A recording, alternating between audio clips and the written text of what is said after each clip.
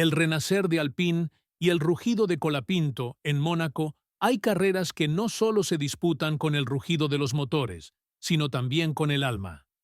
El Gran Premio de Mónaco 2025 fue una de esas competencias que quedan marcadas en la historia, no por la victoria en sí, sino por el surgimiento de una esperanza en medio del caos. En un trazado donde cada muro parece susurrar amenazas y cada curva castiga sin piedad, Franco Colapinto, un joven argentino de apenas 21 años, se plantó con madurez, temple y carácter.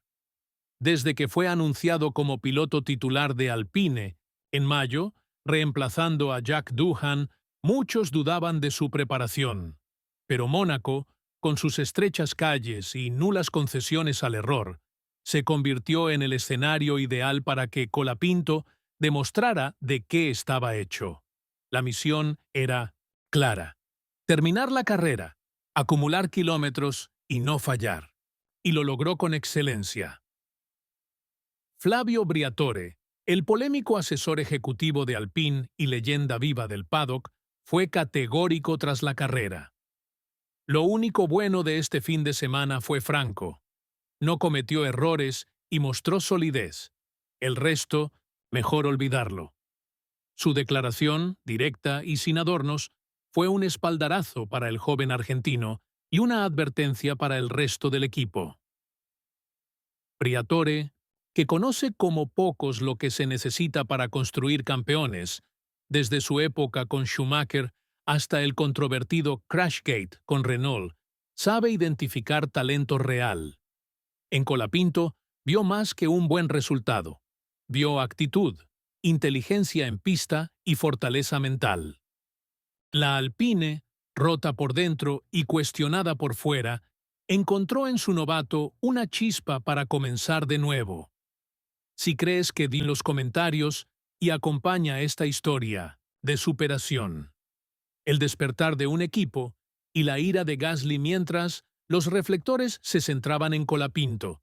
En el otro lado del garaje de Alpine se desataba una tormenta. Pierre Gasly, el piloto más experimentado del equipo, terminó su carrera en Mónaco con una mezcla de frustración y resignación. Su A55 sufrió problemas desde la clasificación y en carrera nunca tuvo ritmo suficiente para competir. Tras cruzar la línea de meta, Gasly no se mordió la lengua. Es frustrante. Sentimos que no avanzamos, que damos pasos atrás cuando deberíamos estar progresando. Necesitamos cambios ya. Estas declaraciones encendieron las alarmas dentro de Alpine. La tensión entre pilotos, ingenieros y directiva se volvió evidente, y la figura de Bruno Famin, jefe del equipo, empezó a ser cuestionada. Sin embargo, fue precisamente Famin quien defendió la continuidad de Colapinto. Franco ha mostrado madurez, serenidad y disciplina.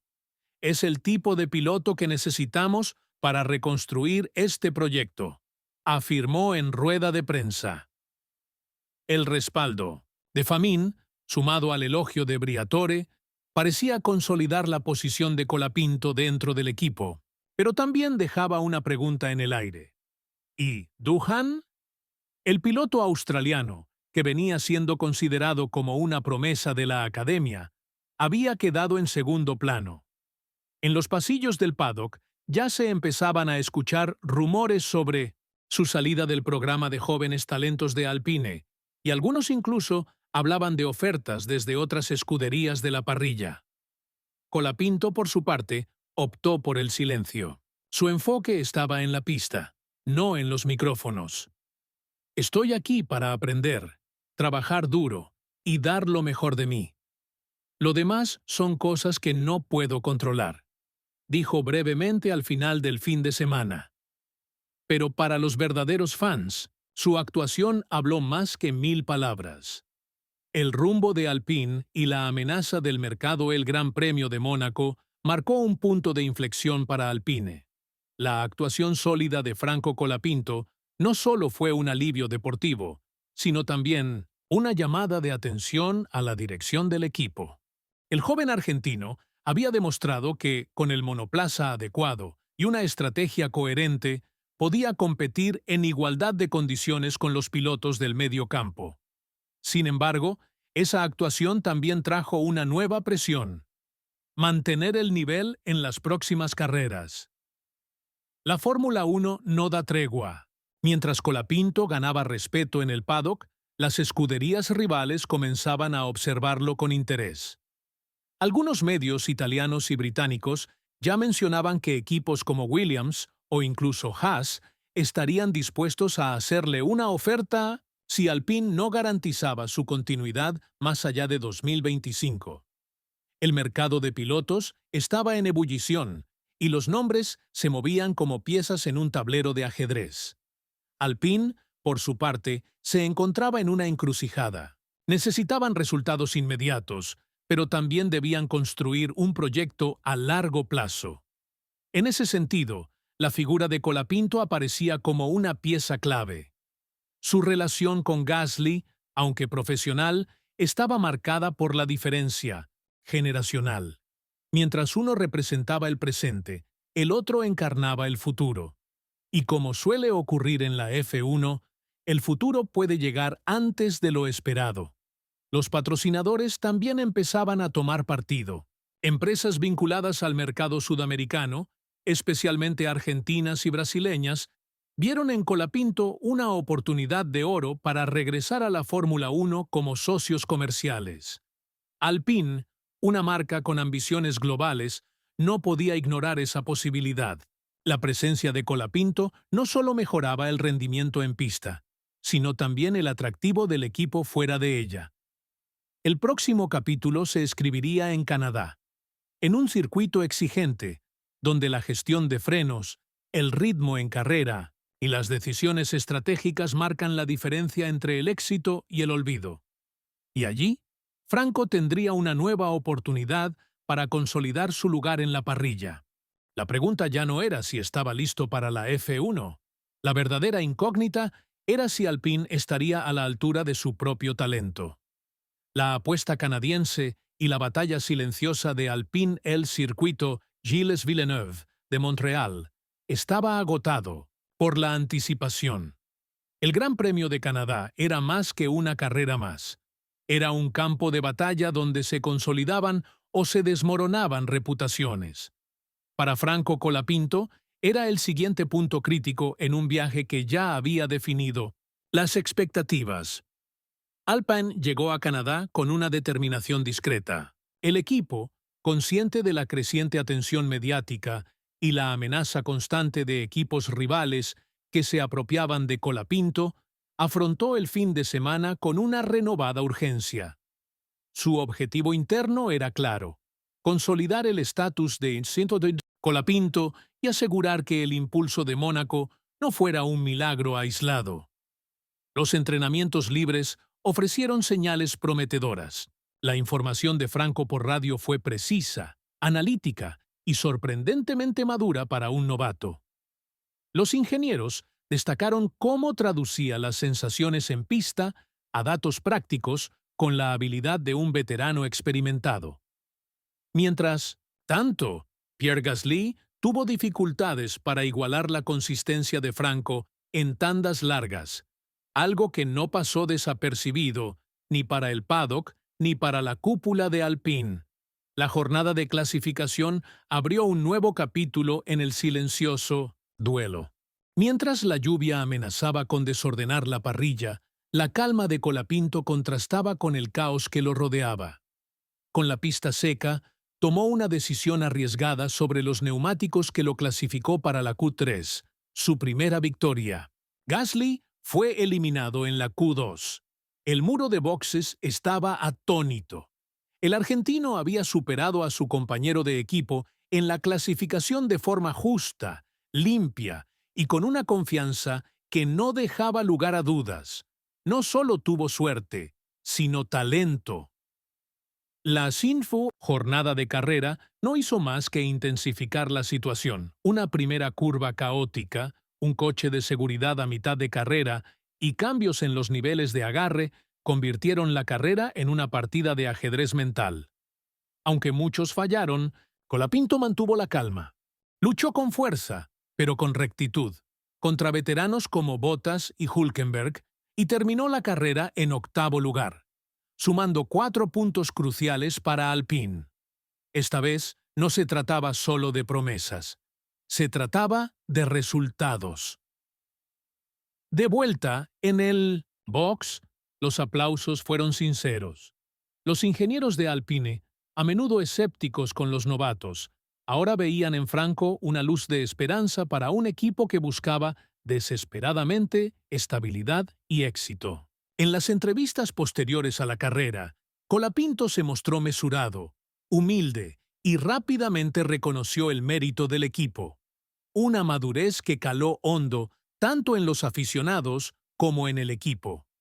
Pero bajo la superficie, la tensión crecía. Gasly, antes considerado el líder del equipo, ahora se encontraba en aguas desconocidas. Aunque públicamente lo apoyaba, los expertos reportaban una creciente frustración. Se rumoreaban conversaciones entre su equipo directivo y equipos rivales, en particular Audi y Aston Martin. Para Gasly, el surgimiento de Colapinto no fue solo un desafío profesional, sino existencial. En Alpine había comenzado una batalla silenciosa. Un piloto ascendía, otro se aferraba a la relevancia. El equipo no podía permitirse perder a ninguno de los dos, pero retener a ambos podría resultar imposible. Y así, mientras el paddock se recogía en Montreal y la mirada se centraba en la siguiente carrera en Austria, una cosa estaba clara. Franco Colapinto ya no era un simple suplente.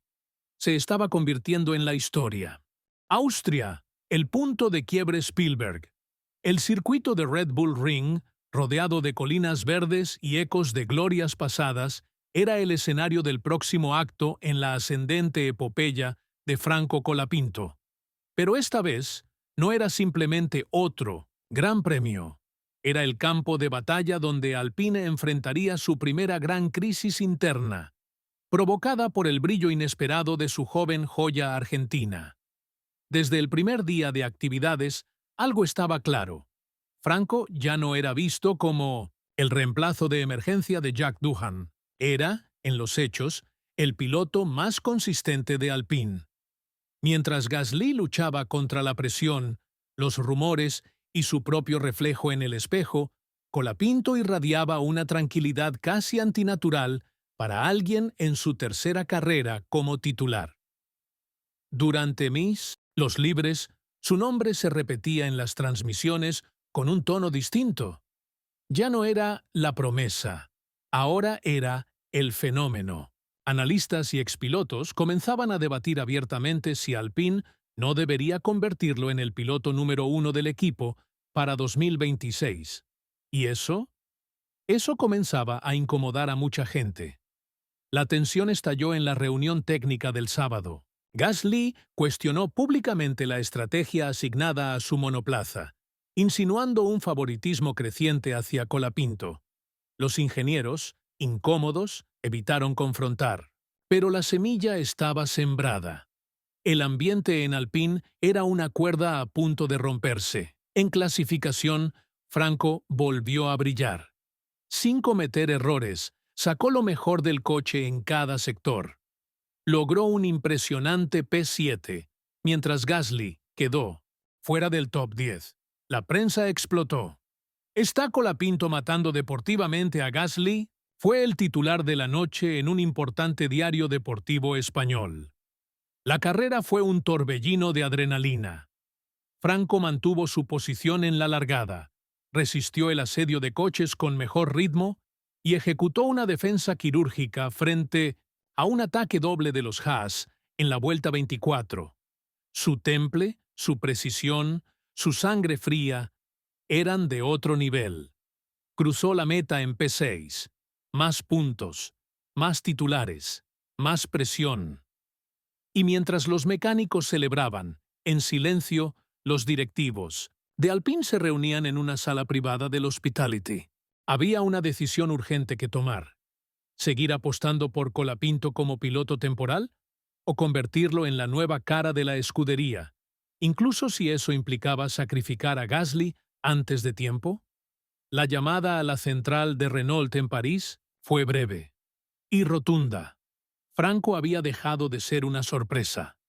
Ahora era una amenaza para las estructuras tradicionales del equipo, y quizás su única esperanza real. La decisión, el renacer de Alpine, el paddock de la Fórmula 1, es un universo sin memoria ni lealtades. Aquí, las glorias duran lo que dura el eco de una bandera a cuadros, y para Franco Colapinto, ese eco se había convertido en una sinfonía atronadora. Después de su exhibición en Austria, Alpine ya no podía ignorar lo evidente. El joven argentino no era un reemplazo temporal. Era un líder. Una fuerza. El tipo de piloto que construye una era. Los días posteriores al Gran Premio fueron una tormenta en los despachos de Enston y París. Pierre Gasly, otrora figura de estabilidad y experiencia, se mostraba visiblemente afectado. Su rendimiento bajaba, sus declaraciones se volvían más ambiguas, su actitud más defensiva. Pero mientras uno se derrumbaba, otro ascendía. En las redes, Franco Colapinto era trending topic global. En Buenos Aires, su rostro adornaba portadas de diarios que no hablaban de Fórmula 1 desde Fangio. Los fans comenzaban a corear su nombre en las gradas, mezclado con banderas argentinas que aparecían como hongos tras la lluvia. Y entonces, Alpine tomó la decisión. El anuncio fue quirúrgico, frío, calculado. Franco Colapinto sería piloto titular de Alpine hasta 2026. Jack Doohan regresaría a su rol de reserva. Y Gasly tendría libertad para explorar otras opciones en 2025. El paddock se estremeció. La prensa explotó. Pero en el fondo, todos sabían que era inevitable. Franco no solo estaba listo para la Fórmula 1, estaba listo para liderarla. Cuando el equipo le comunicó la decisión, Franco se limitó a sonreír, sin euforia, sin arrogancia. Sabía que esto no era un final, era apenas el prólogo. En la siguiente carrera, en Silverstone, caminó hacia el paddock con paso firme. Los fotógrafos lo siguieron como a una estrella consagrada. Los rivales comenzaron a mirarlo con respeto y con cautela. Franco Colapinto no era más la promesa. Era la amenaza, el arquitecto del renacimiento de Alpine, y quizás el heredero legítimo de una nueva era en la Fórmula 1.